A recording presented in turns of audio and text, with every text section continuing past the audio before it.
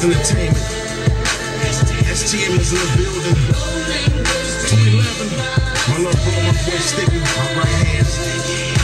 Mops just motivated me to buckle down and get my shit tight. Been a man city for Papa. What up though? OG Kenny.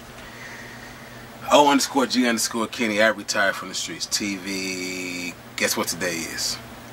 It's the 100th episode, my babies. You hear me? It's been a beautiful and amazing journey so far. And let me explain something about that song I was just playing, right?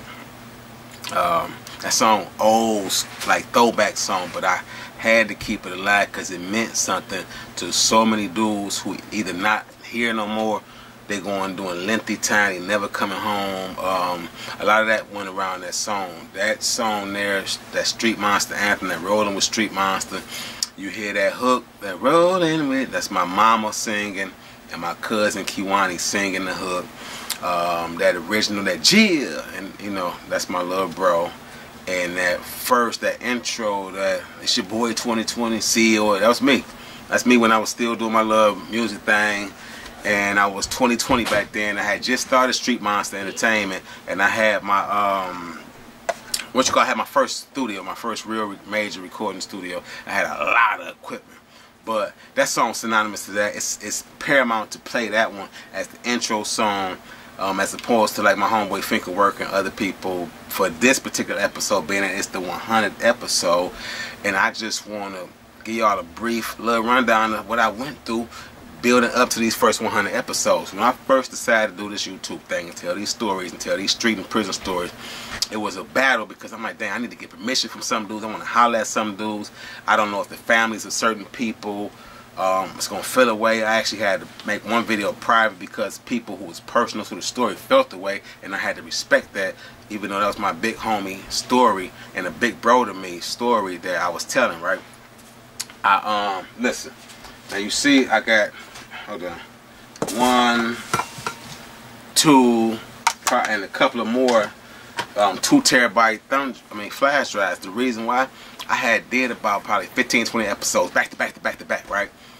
Just kept going. I said I want to have as much as I can, so when I drop, you know what I mean, I'll be ahead of the curve and I ain't got to run around every day. But I dropped that boy coming down the steps, ruined it, lost all that, and not to mention another 100 and something, no shit, let me think, 500 so gigabytes of this memories and stuff, right? And it's gonna cost about $3,000 to get that recovered, and I ain't paying it right now. Boom. First 100 days was grueling. I mean, I had to go through 3, 4, 5 different softwares, even though I had Adobe subscription. Man, listen, y'all been patient with me, and I've been consistently dropping these boys every day. I missed about less than a handful of days since the end of March. Well, I've been dropping these boys every day, giving y'all my heart, my soul. I said I wasn't about to do no merch and wear that and do all that old fake stuff. I'm going to black tee it out. I'm going to throw my yays on. I'm going to throw my love, my fitted on, my snapback rather. And I'm going to tell y'all these stories, right? So today, I want to talk about my first 100 days in prison, right? Now, this is like crazy because I remember thinking about those 100 days. I said, when I get to 100 days, I know it's not going to be so bad. Because at that point, I'm just counting days. Insane, right? How you going to count days when you know you got 5 years to 20 years to do? You feel me? You just do a month, you do a year, or however it go. But I was counting them boys, and it was killing me, man. It was driving me insane, counting days. Like, okay, I got marking days off the calendar like an insane person. Driving myself crazy and paying attention too much to the repetitiveness of it. You understand what I'm saying? So in those moments, I had to dig deep in myself and find me. But in finding me, I lost a lot of things during that first term of incarceration, those first 100 days. I lost the connection I had with my bros, my little brothers and my sister, because I didn't get to see them for the first 2 or so years of my incarceration. I left the streets in '97. I didn't see them again until 2000. You understand what I'm saying? Because they had that thing in place where it's, they had a dude who was molesting a kid on a visit. They said anybody under 18 who's not your guardian or your child cannot come see you, until they made some leeway for that, of course, right? But I couldn't see my siblings. Not only that, I was still very sweet and in love with, very sweet on and in love with my high school sweetie. She had moved on, found out through a dream that came. Look, I had a dream about this girl being pregnant. Found out she's pregnant at the same spot I found out she's pregnant with our child that we lost. Called her the next day after playing cat and mouse for months, couldn't reach her. Gonna find out, she said, I'm expecting a child. Boom. That was like blow to the, you hear me? So, not just that. Man, listen, I lost connection with a lot of so-called friends. All of the money that I thought I was putting up and saving for a rainy day when I was out there, gone, right?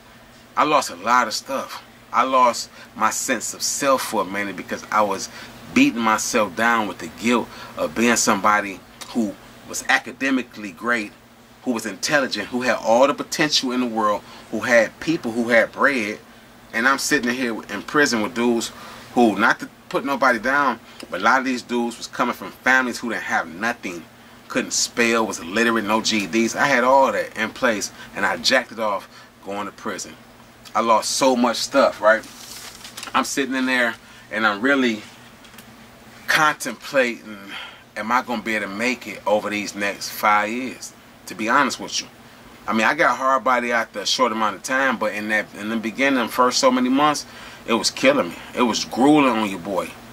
You know, I wouldn't have got to this point where dudes was calling me OG right now and all that. Even me calling myself OG had I not went through that phase and become fortified and became solid. You understand what I'm saying? And I stuck to the rules in those moments, for real, for real. I ended up catching like 4 or 5 major misconducts in those first 100 days. I ended up, I got my first girly book, right? That was a thing of, like, you know, if you could find a girly book, especially a girly book with black chicks in it, you understand what I'm saying? That was like something to brag upon. So I got I ain't gonna name the company, but it began with a B and the end with a tails, right? So I had one of them, and I held on to that thing. I really never even really messed with it, for real. I just wanted it to have it, so I could say I had one. And I rented it out sometime for a couple of dollars here and there, $1 a night type stuff, right? So it was lucrative, to say the least. I was making about, on average, $16 to $20 extra a month on you know, on that bad boy, and that go a long way when you're incarcerated. And noodles cost 20 cents, and a bag of chips is $1, and meat sticks $1, and something, cheese $2. So it go a long way, right? Not to mention, this was the first time I experienced what we know as nocturnal emission. Nocturnal emission. If y'all don't know what that is, it's when your body involuntarily climaxes, right? Erotically during your sleep. I'm going to try to keep it clean as possible because I don't know who watching. I don't know what kind of young people watching. They, you know, sometimes parents play all type of stuff around the kids, but that was the first time. I remember April the 4th, 1998 was my 100th day in prison. I remember that because I was counting it down like I told you. I had already went to the little calendar and marked it off 100th day, and I knew I was waiting to that point. And I remember right before that, this dude gonna play an April Fool's trick on us, man. He coming in, hey, bro, they give an extra good time for this, that. I forget what he said, but you talking about everybody geek. He waving the paper. I got the memo. So dude trying to see. So I'll be right back. He run out, leave. We in there geek all day till we see this dude again. We hollering at the COs. I didn't call home. Man, they about to give out some extra time. Shoot, so we getting 3 months off every year. Now they about to give us 5 months, so I should be home and blah, blah, blah. Let me explain something. When I found out that this dude was playing, this was the first time I was convinced I was about to smash somebody in prison. And I honestly was talking to the bro. I said, dawg, that's foul as hell. He playing games. I'm in here doing 5 years. Now, looking back, and especially being around dudes, like I'll tell you my dude Doug, my dude Walt, my dude QX, who had all did 30 years, and I was with them dudes at the same time. So us walking the yard, I was walking with 90 years on the yard. Us, this between them 3 dudes. So when you talk about 5 years to a dude like that who went to the parole board and they said we'll see you in 5 years, you may it sound real silly, but I don't care what nobody say. Day for day, you know what I'm saying? Time is time, and that 5 years, even though I went back to prison 2 more times, that 5 years was whooping on me, and that first 100 days was a testament. I said if I could make it to these 100 days, I'd be gravy. But it tested me. You feel me? I got depressed during times. I woke up crying some nights. You understand what I'm saying? I woke up sweating. I woke up dreaming I was in the streets, and they were so real. Imagine you dreaming you in the streets. Somebody rolled up on the block. What up, though? You like, what up, though? They like, man, what's up? You want to? You like, bet. I got something on. I got 5 on it. Boom. Y'all go shoot to the store. Getting out the car. Something nice walk past. You flirting. She flirting back. You like, ooh, I've been wanting her all summer. Right? You walk up to her. You feel me? When you get in the store. Hey, that's on me. What y'all want? That's on me. I got all that. And get them what they doing on that tip. And on that. They want chips pop. Get something for the kids. Whatever, right? Whip out dumb knot. Paying for it, right? Boom, boom. Then you hear, real, real, real. On the sirens. Ken Bailey, Ken Bailey. You hearing your name on the sirens, right? Bailey, Bailey. Man, listen. And then you wake up. And the COs is on the damn microphone in the unit on the loudspeaker calling your name. You gotta go to medical. They want you up in medical. You feel me? You know, and I had a lot of those dreams. I had a lot of those dreams about Maria, my high school sweetie. I had a lot of those dreams about hanging on the block. I had a lot of those visions about just when I get home. And I don't know about everybody else. Listen, do me a favor. If y'all haven't subscribed, subscribe. Hit the like button. Hit the notification bell. I'm almost at 2 bands on the subscribers, so I appreciate the love. But I want y'all to get in the comment section if y'all have ever been incarcerated, or have a conversation with somebody who's been incarcerated and ask them about that first 100 days, or you tell me about your first 100 days in an incarcerated environment. I take jail stories, even though jail and prison totally different, but I specifically want prison stories. Get in the comment section, tell me an interesting story. I got something for y'all. Listen, this is what we're gonna do. The best story win. This is what I'm gonna gift y'all. Hold on, hold on, hold on. I got y'all, don't even worry. Hold on. Don't worry. Baby, let's hold on. And I'm done. Baby, I'm coming. Calm down. Don't do it. Here I come, I got it. Boom. Alright. To commemorate first 100 episode, this is what I'm gifting somebody. You hear me?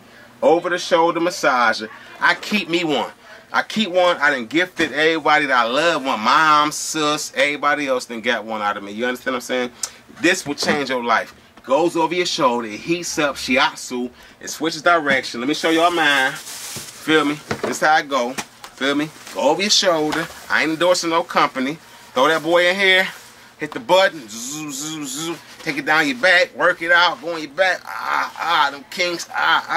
Listen. Give me. I'm picking somebody. In celebration of my first 100 episodes and in celebration of me finally getting monetized, almost at 2,000 subscribers, the channel's growing, the Facebook group is growing. If you haven't, go to the Facebook group. It's under the same name, Retire from the Streets, and join, right? Send me an inbox. Go to the group. Send me join the group first of all, and then send me an inbox to the group, a message to the group, right? And tell me who you are, where you're from, and about why you joined the channel and what you find interesting in the channel. And I'm sending this to you. The person I pick, I'm giving y'all one of these. I'm sending it to y'all. Y'all send me the where y'all want it sent to. Once y'all pick y'all, once I pick who it is, shooting it out to y'all. I think this one cost about 50 bucks. You know, what much, but I appreciate everybody, and I love this thing. When I get tired, I'm sitting here, that boy massaging me to sleep. You feel me? That's Bay. That's Bay. I love y'all, man. Thank y'all for bearing with me for these first 100 episodes. Trust and believe, man. Some of that stuff sounds interesting, but I'm telling y'all, I lost a lot when I went to prison. I lost a lot in these streets, and this is why I tell y'all these stories so y'all get it from a first-hand experience and understand it ain't sweet. It ain't sweet, and your boy done did a decade off and on in incarceration settings, and then another 6 years or so on parole and back and forth. You're talking about since the 90s. I've been doing a lot of back and forth with these people, man. I ain't proud of it, but I'm here to tell the stories, and I'm glad I went through it because I wouldn't be able to share these stories with y'all. I wouldn't be able to help some people. I done had people holler at me like, man, what you said 100, man, it actually got me thinking about being a businessman now. It got me thinking about doing the right thing. I might want to do you too. Can you give me some pointers? Sure I can. I definitely will. I love y'all. Hit the subscribe button, notification bell, the like, comment and share. You know where to go. How it go. And I'm out. OG Kenny, O_G_Kenny, I retire from the streets TV.